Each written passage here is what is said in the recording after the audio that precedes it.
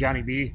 So Johnny B was doing a little like comedy thing and preaching thing a little bit, and he was funny and he was gracious. And even one time he was talking about, I talked to a guy earlier struggling with YouTube and busting his butt and stuff, and he was looking at me, and I know that he was talking about me towards the end of his thing. So I just appreciate him acknowledging, saying everybody just do the best you can, do your part, and try to get as many people, you know, into supporting the Second Amendment, because we see in all these other countries, the First Amendment starts going away. Grandmas are getting arrested, or people that went to church got arrested, or, you know, God forbid you said something on Twitter in UK, Canada, Australia. It's almost like the WEF and different elite organizations run by 5 big families are the ones actually pulling the strings in the world, and they have a plan for 2030. It's almost like they tell us, and they also show us in movies.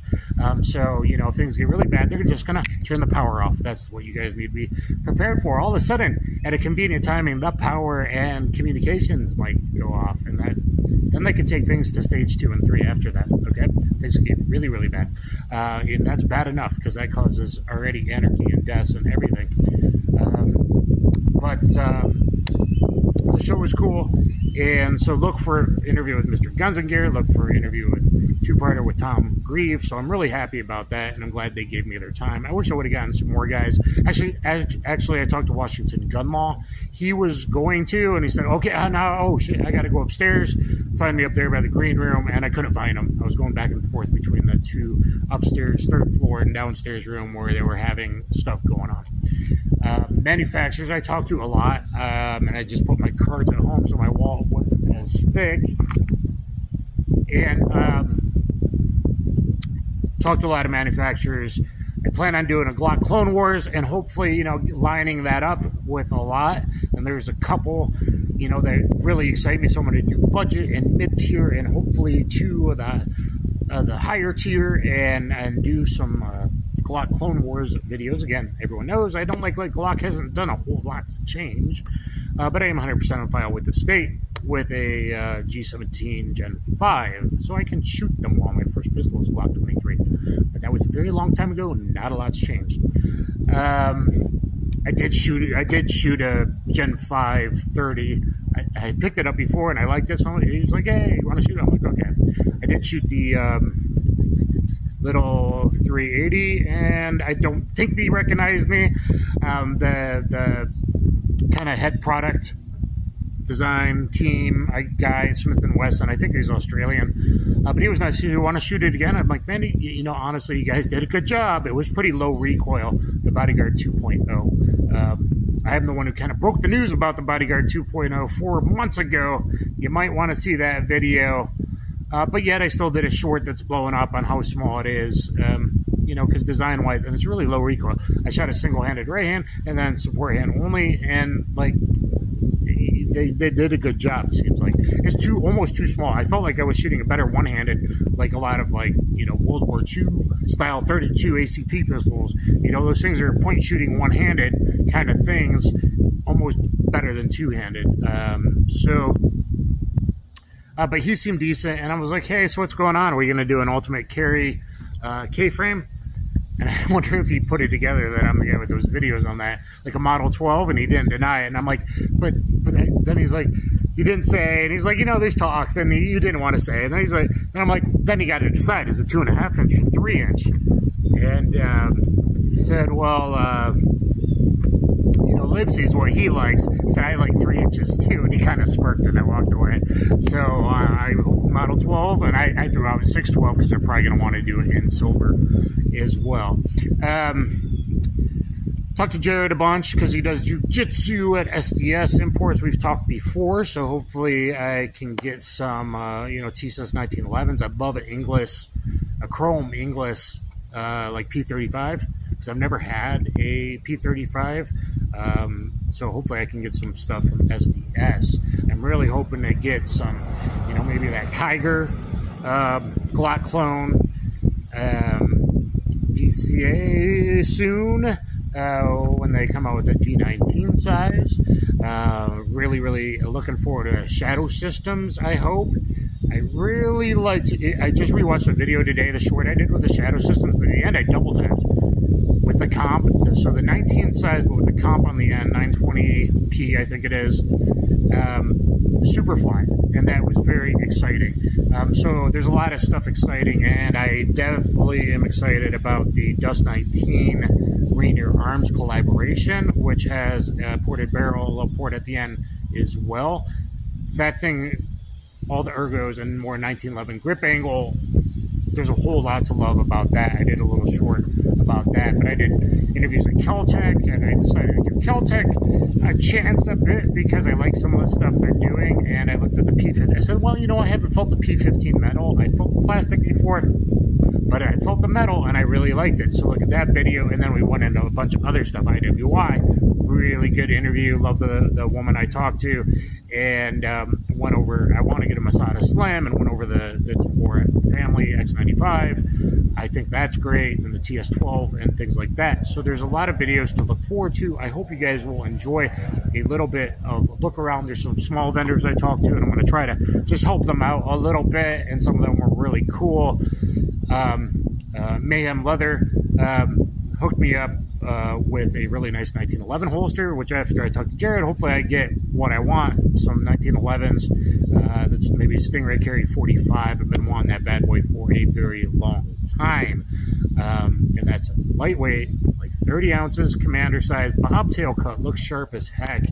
That'll be a great Carry 1911, and I'd really like to check that out. And then they got a lot of great stuff that we did a full video on. I let him do that. Who else? There's so many that I'm forgetting a ton. So I mentioned Henry, Kel-Tec, IWI, a whole lot of stuff, guys. But it was a good event, and I saw a few people got a few pictures. I got pictures with Jared and other Jared, Guns and Gadgets.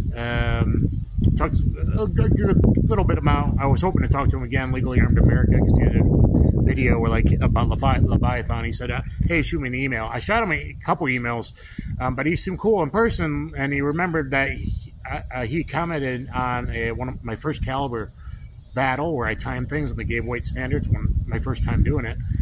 But he was cool. Got a picture of Skinny Medic.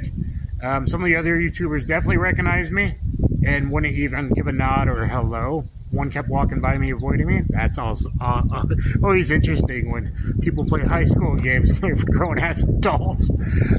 Or when people, some of them I think, you know, are a little standoffish, or a little bit, have gotten a little bit big in their britches a little bit. Hopefully they're cooler and they're just standoffish, and if you get to know them, you know, I've heard inside things from various people and whatnot. For 3 years I've lived here, and I don't meet Glenn Jacobs. I missed him. I was hoping to do that because my buddy, of course, big WWE, and that was the first time I was on TV. I've babbled long enough, guys, but a lot of GOA stuff coming up. Little hints of stuff coming, like I gave one here about the Ultimate Carry, and maybe, you know, another hint in a video, and PSA boost from The Shotgun Blew Me Away. You're going to need to check that out, and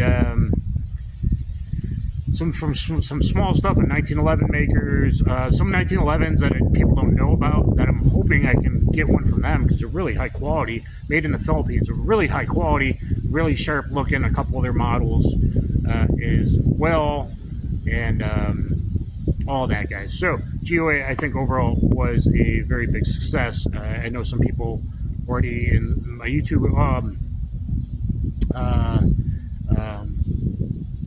Braden was cool. I saw him Friday night, got a little video with him. I'm losing everyone's names. I should have planned this out, but check it out and you'll be surprised. So hopefully you guys like it, because no one knows still. There's very few videos out there. Most of them are mine at this point about the event. But for those of us that can't go to SHOT Show, or it's too expensive to fly to Vegas and stay in expensive hotels and stuff, I hope GOA will do it again. Oh, I totally forgot. So Saturday morning, walking to the venue, crossing the street, there is it's Mark Robinson, right? Is that his name? I believe so. And he was awesome, dude. He was firing me up the whole way, just talking to me, and I wish I would have, like, I feel weird about it, but I wish I would have pulled out a camera and got him, because that dude is just so passionate. And we talked about some things going on in the world and how some people really are, and man, that guy was sharp and passionate, and he fired me up. And yeah, he's running North Carolina, and one of his guys with him gave me the coin and stuff. So that was really cool. So he fired me up just walking over there, and it was cool to meet him.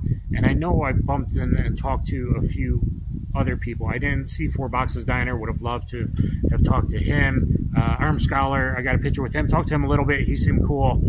And just a few of the bigger and even smaller YouTuber Insta-hoes, with the noses in the air. Man, that bugs me. People should just be decent, especially since this is what more it was about. Was Gun Owners of America open to the public 2 of the days and interacting, good Americans, hopefully supporting each other, supporting the Second Amendment, people from all walks of life. There was one speaker I listened to, Diva, I think her last name was, and she was on point. I listened to one panel, and man, this girl was firing me up. She's like, I'm a black gay woman, and she was just so to the point about the importance of the Second Amendment, and just practically just no nonsense, not just talking points, but just like bam. I was hoping to get her and stuff. I still never really saw, other than from far away, John Lovell. I talked to his wife and his son really briefly. And I don't know how she took it. I said, why is John running from me? I said, just tell him like a jiu-jitsu black belt here, Dad the Wolf at it, and to stop running from me. And I should have said, John, I got like 3,000 probably martial arts videos, all different types of martial arts, and probably 1,000 gun reviews videos and things of that nature. So the better ones I would love him to put on Warrior Poet, his thing, WPS thing. Because I got so much content, I think it makes sense. I mean, I know he's got a couple of jiu-jitsu and a combatives guy he likes, but, I got both, and I got the content already, and YouTube has been really, really bad lately, so I talked about that with a few of the creators as well, and some of them seem genuinely, like, understanding that guys like me, are really struggling. Guys that have busted their butt and have 5,000 to 50,000 subscribers are still busting their butt, and yet we're really getting nailed. So anyway, guys, a lot coming up, and I hope you enjoy it.